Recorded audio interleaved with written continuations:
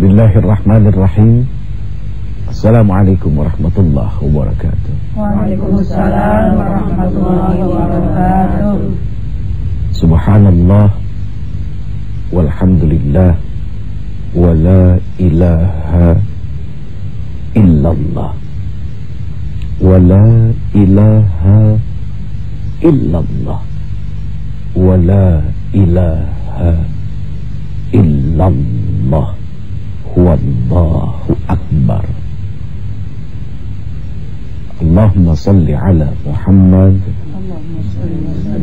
Allahumma salli ala Sayyidina Muhammad, Allahumma salli ala Habibika Sayyidina wa Syafi'ina wa Maulana Muhammad, wa ala alihi wa ashabihi wa barik wa sallim ajma'in. Amma ba'd. Allahumma arzuqna fahman nabiyyin wa fasahata hifdzil mursalin wa sur'ata ilhamil malaikatil muqarrabin wa akrimna Allahumma binuril ilmi wa sur'atil fahmi wa akhrijna min dhulumatil wahmi wa akrimna. Doa apa itu tadi? Agar cepat paham. Iya, yang jawab uminya pasti tahu. Allahumma rzuqna fahman nabiyyin, artinya adalah apa? Meminta kepada Allah semoga kita diberikan rezeki pemahaman seperti para nabi ketika mereka memahami ilmu yang datang dari Allah. Ya, ini subhanallah, luar biasa. Allahumma antas salam wa minkas salam wa ilaika ya'udus salam wa hayyina rabbana bis salam wa adkhilna al-jannata darus salam tabarakta rabbana wa ta'alaita ya dzal jalali wal ikram. Hadirin pemirsa cahaya hati yang dimuliakan Allah Subhanahu wa taala, mudah-mudahan di subuh pagi ini kita menjadi orang yang pertama mendapatkan rahmat dari Allah Subhanahu wa taala. Artinya adalah apa? Ketika kita mau berusaha, bangun lebih awal, lebih pagi, lalu ketika mata ini terbuka, yang dicari adalah Allah, maka insya Allah segala sesuatunya Allah yang akan bertanggung jawab. Allah yang akan bertanggung jawab. Jadi kalau Allah yang akan bertanggung jawab, wah, aduh, nikmat. Kita nggak akan khawatir, ya, tidak akan khawatir. Ustazah Hasna sehat, Ustazah Faiza Haris, ghanili. Ibu-ibu sehat semua ya. Mudah-mudahan sehatnya bukan cuma lahir, tapi batin. Artinya kita diberikan pemahaman bukan cuma sibuk mengurusi jasad, tapi juga ruh. Ya. Karena jasad ini tidak ada arti tanpa ruh. Yang membuat mata ini bisa melihat apa kira-kira? Karena ada ruh, ada nyawa di dalamnya. Cuma ya terkadang begitu, setiap hari orang sibuk cuma ngurusin perut badannya aja. Ya, padahal ya Allah, tanpa ruhnya tidak akan ada arti apa-apa. Baik, di kesempatan pagi ini, Ujai al-faqir ad-da'if ilallah, miskin ilmu kurang amal, gak sempurna dalam ibadah, ingin memberikan pesan wasiat. Yang pertama sudah pasti ditujukan kepada diri ini dan keluarga baru yang lain. Dan insya Allah mudah-mudahan yang lain mau dengar. Amin. Tema kita pagi ini judulnya 8 bencana batin. Bencana. Kalau bicara bencana sudah pasti yang ada dalam pikiran kita itu sebuah kerusakan yang menimbulkan kesusahan, lalu menimbulkan efek panjang, penderitaan yang sangat luar biasa. Kena banjir, terkena gempa bumi, dan segala-galanya. Tapi itu semua adalah lahir, bukan batin. Ada bencana yang paling dahsyat, yang paling hebat, yang akan membuat seseorang itu hilang harga dirinya, lalu tidak punya semangat menapaki hidup di dunia ini untuk mencari akhiratnya, ketika batinnya terkena bencana. Sebetulnya ini diambil daripada doa Rasul sallallahu alaihi wasallam. Allahumma inni a'udzubika minal hammi wal hazn, wa minal ajzi wal kasal, wa minal jubni wal bukhl, wa minal ghalabati ad-dain wa qahrir rijal. Nah, itu doa. Udah turun tangannya. Senang amat jadi tukang minta-minta. Iya, nggak apa-apa. Nggak apa-apa dibilang tukang minta, nggak apa-apa.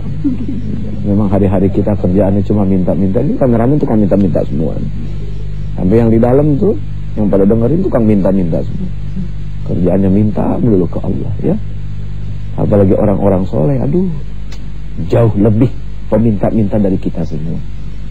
Karena mereka tidak meminta kepada selain Allah Subhanahu wa ta'ala. Itu prinsip orang-orang soleh. Manusia cuma bisa bilang kasihan, paling begitu aja. Tapi Allah, segala-galanya adalah Allah. Yang memberikan jalan keluar adalah Allah. Kita akan sampaikan setelah biasalah. Pemirsa yang dimuliakan Allah Subhanahu wa ta'ala, sesuai dengan apa yang ingin disampaikan tadi, ada 8 bencana batin. Yang pertama itu adalah alhammu. Alhammu itu artinya banyak angan-angan. Apa persamaan banyak angan-angan? Terlalu banyak keinginan, terlalu banyak kepengen. Pergi jalan ke pasar, jalan ke mall, kalau kita banyak keinginan, kira-kira bakal banyak mampir nggak? Banyak. Bakal banyak mampir. Kalau bisa beli, kalau nggak bisa beli, bakal sakit hati. Pusing timbulnya adalah iri kepada siapa? Orang yang mampu beli. Bukan berarti Islam melarang kita tidak kita punya keinginan, boleh. Tapi yang dilarang itu adalah banyak keinginan. Bukan juga berarti anak-anak itu kan biasanya harus bercita-cita tinggi, ya kan, pengen jadi pilot. Nah, kalau memang cita-citanya pengen jadi pilot, berarti tanggung jawab orang tuanya dari kecil udah dipinterin tuh apa-apa kebutuhan kalau dia pengen jadi pilot. Matanya dijaga, giginya dijaga, iya kan? Terus tingginya, olahraganya, kesehatannya. Kalau punya keinginan yang tinggi itu kan harus ditopang dengan kemampuan seperti itu. Jangan banyak keinginan tapi tidak punya kemampuan. Nah, ini yang berbahaya. Nah, kata Rasul, nomor 1 bencana batin itu adalah apa? Ketika orang punya hammu, punya banyak keinginan tapi tidak punya kemampuan. Yang kedua adalah al-huznu. Banyak sedih melulu. Itu ya. Padahal tidak jelas ini hidup mau apa, tapi sedih aja hawanya. Gelisah, gundah. Padahal sifat orang-orang yang beriman itu selalu merasa bahagia. Harusnya. Kenapa dia merasa bahagia? Biarpun ada kesulitan yang dahsyat di dalam dunia ini, tidak akan pernah menjadikan dia sedih, karena dia tahu bahwa tujuan Allah Subhanahu wa ta'ala menguji itu adalah untuk naik tingkat. Kita diuji nih, segini, lolos. Sama Allah diuji lagi segini, naik lagi, segini, terus. Kalau ini terus makin tinggi, sampai nggak ke Allah? Sampai ke Allah. Jadi tujuan daripada ujian adalah itu. Nah, jadi ketika dia diuji, dia tidak akan merasa sedih, dia tidak akan merasa gundah, karena dia tahu apapun ujian yang diberikan, apapun yang datang kepada dia yang membuat orang lain sedih, belum tentu dia akan sedih. Oh ya. Yang kedua. Yang ketiga adalah apa? Al-ajzu. Al-ajzu itu artinya adalah merasa lemah, lesu, tidak berdaya, menyerah dengan keadaan. Ini bahaya itu. Kalau orang punya sifat seperti ini, kecenderungan mengarah kepada yang namanya putus asa. Kalau sudah putus asa, setan lebih gampang masuk, kalau membisikkan sesuatu yang membuat dia bisa gampang bunuh diri. Kasus kemarin di berita, seorang istri ya, dibunuh sama suaminya, kemudian suaminya gantung diri, membunuh dirinya juga. Ada apa coba di dalam diri mereka? Sampai-sampai mereka lupa kalau mereka itu diciptakan oleh Allah Subhanahu wa ta'ala. Kalau mereka itu punya hidup, di mana hidup itu harus dipertanggungjawabkan dunia akhirat. Aduh, sedih kalau lihat berita kriminal sekarang. Ya Allah, anak bunuh orang tua, ya, istri membakar diri. Ada juga istri motong, ya itu dah, ya, itunya suami, ya. Aduh, ya Allah ya Karim. Apa yang ada dalam pikiran ini saya nggak ngerti kadang-kadang. Sampai sebegitu dahsyatnya punya pikiran mau potong. Ya Allah, ini kalau diterusin bakal jorok nih. Udah kita lupain aja dah. Soalnya ini begitu ditanya sama hakim, kenapa dipotong? Ah udahlah, jadi terusin, udah kita teruskan yang lain saja. Yang keempat apa? Al-kaslu, artinya pemalas. Hidup ini kan harus rajin. Karena kalau rajin itu pasti ada manfaat. Tapi kalau malas itu akan menuai apa? Orang malas itu tidak akan menuai apa-apa, ya.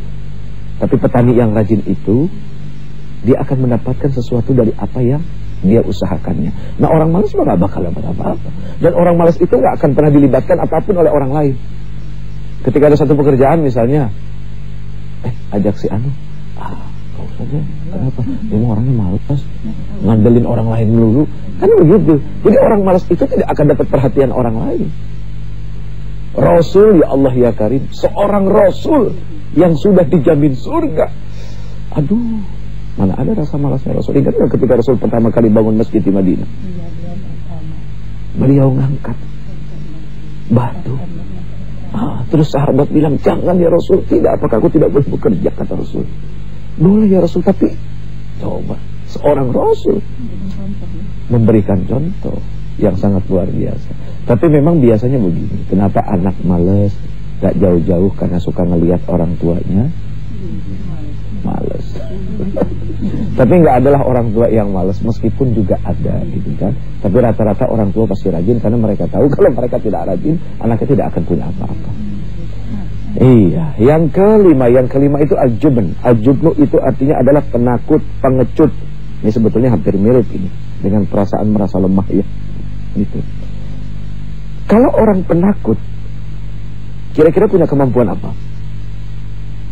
Orang penakut jalan di tempat gelap, bayangannya apa? Setan. Tuh, ya. Kalau orang penakut itu akan banyak melahirkan bayang-bayang, pikiran. Jadi parno, kalau zaman sekarang paranoid. Iya kan? Saya pernah ngalamin itu, Bu. Iya, saya pernah paranoid setahun setengah. Kayak orang gila di dalam kamar gitu. Ya, di lemari kayak ada orang ngomong, dibuka lemari nggak ada. Pintunya suruh kunci. Ini saksi hidup, apalagi ini. Padahal nggak ada apa-apa. Jadi orang penakut itu kemana dia pergi, dia tidak akan pernah merasa aman. Selalu ada rasa takut. Dia tidak akan pernah merasa tenang dan tidak akan pernah merasa aman. Ya, selalu gelisah, resah. Nyambung ke yang tadi itu. Ya. Kemudian al-bukhl. Al-bukhl itu artinya adalah bakhil, pelit. Jadi orang yang tidak mau membantu orang lain dengan hartanya. Ini perkara yang kadang-kadang bikin kita bingung. Pernah ingat kan? Ada yang punya ada yang bawa dompet nggak? Ada yang bawa, dompetnya ditinggal. Nggak usah. Seringkali kita merasa bahwa apa yang ada di dalam dompet kita itu adalah punya kita. Padahal tidak. Ente dari rumah datang ke sini kerja ke Antv, bawa uang, naik bis, begitu pulang naik bis lagi dong. Nah di dompet itu ada uang milik siapa? Milik supir sama kenek, bukan milik kita. Jadi kita sampai ke rumah, kembali lagi ke rumah dari tempat pekerjaan karena ada uangnya kenek sama uangnya supir. Coba kalau kita pertahankan, kita nggak kasih uang supir, mau dijorokin di tengah jalan. Baik, kita kembali. Hadirin yang dimuliakan Allah, insya Allah yang dimuliakan Allah Subhanahu wa ta'ala. Masih sisa dua ya. Yang pertama al-hammu, kemudian yang kedua al-hazn, yang ketiga al-ajz, yang keempat al-kasal. Kemudian yang kelima al-jubn. Kemudian yang keenam al-bukhli, yaitu orang yang pelit.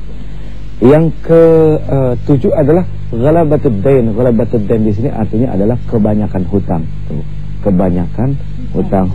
Saya juga lagi ngerasain ini, pusing banget kebanyakan hutangnya. Bukan tidak boleh, enggak, karena Rasul saja pernah berhutang gitu kan. Tapi ya sudah pasti kata Rasul, kalau kita pengen mudah, begitu berhutang niatnya adalah pengen bayar. Jadi ghalabatud dain itu bikin mumet, bikin pusing. Yang terakhir adalah waqahrir rijal, artinya adalah di bawah penindasan. Ya, dijajah. Orang paling tidak senang dijajah karena terampas hak daripada kemerdekaannya. Saya ingin bertanya, kalau kita masalah bicara bencana batin itu subhanallah ya. Ya Allah, saya ingat hadis Rasulullah yang mengatakan kalau tidak salah, alamatus syaqawati arba'atun nisyanuz dzunubil madiyah wa hiya 'indallahil mahfuzah wa dzikrul hasanatil madilah wa la yabdi uqbalat amruddat wa dzikrul hasanati ila man fawqahu fid dunya wa ila man dunuhu fid din. Ya, kalau nggak salah artinya tanda-tanda kecelakaan itu ada 4. Yang pertama, dia tidak mengingat dosa-dosa yang lalu, padahal dosa tersebut tersimpan baik di sisi Allah Subhanahu wa ta'ala. Yang kedua, dia menjemput-jemput selalu kebaikannya. Itu masjid punya saya yang bikin, itu anak yatim saya yang kasih makan. Kalau salah yang ketiga yaitu ya Allah ya Rabb, merasa masalah agama dia tuh paling hebat. Yang keempat kalau nggak salah, kalau masalah dunia itu orang lain lebih lebih unggul, dia lebih kaya, dia lebih segala-galanya. Sedangkan merasa diri dia tuh memang selalu kurang. Masalah realisasi dari tadi pembahasan Uje yang mengatakan yaitu 8 penyakit batin. Apakah dengan tadi yang hadis Rasulullah mengatakan ada tanda-tanda kecelakaannya ada 4, apakah ini juga termasuk Uje masalah penyakit hati atau batin kita sebagai manusia? Saya mohon dengan sangat kepada Uje, mudah-mudahan bisa menjelaskan kepada kami. Terima kasih. Wassalamualaikum warahmatullahi wabarakatuh. Salam. Sedikit dikoreksi boleh ya? Alamatus saqawah arba'atun. Tanda celaka itu ada 4. Yang pertama nisyanuz dzunubil madiyah wa hiya 'indallahi mahfuzah. Orang yang lupa kalau dirinya punya dosa, padahal semua dicatat dengan rapi oleh Allah Subhanahu wa taala tanpa ditambah atau dikurangi. Kalau kita bikin dosa kepada Allah 1, maka ditulis 1, tidak akan pernah jadi 2. Yang kedua, wa dzikrul hasanatil madiyah wa la yadri akubilat amruddat. Jadi orang yang suka mengingat-ingat kebaikan yang telah dilakukannya di masa lalu, padahal belum tentu kebaikannya itu diterima oleh Allah Subhanahu wa taala. Jadi prinsip kata Rasul adalah apa? Lupakan kebaikan yang pernah kita lakukan kepada orang, tapi jangan pernah lupa kebaikan yang orang lakukan kepada kita. Jadi kalau kita punya kebaikan sama orang, lupain. Tapi kebaikan orang kepada kita jangan pernah dilupain, ya. Terus yang ketiga, wan nazaru ila man fawqa fid dunya. Orang suka ngelihat ke atas dalam urusan dunia. Yang terakhir, wan nazaru ila man dunahu fid din. Orang yang suka melihat ke bawah dalam urusan agama. Maksudnya apa? Lalu merasa udahlah begini aja.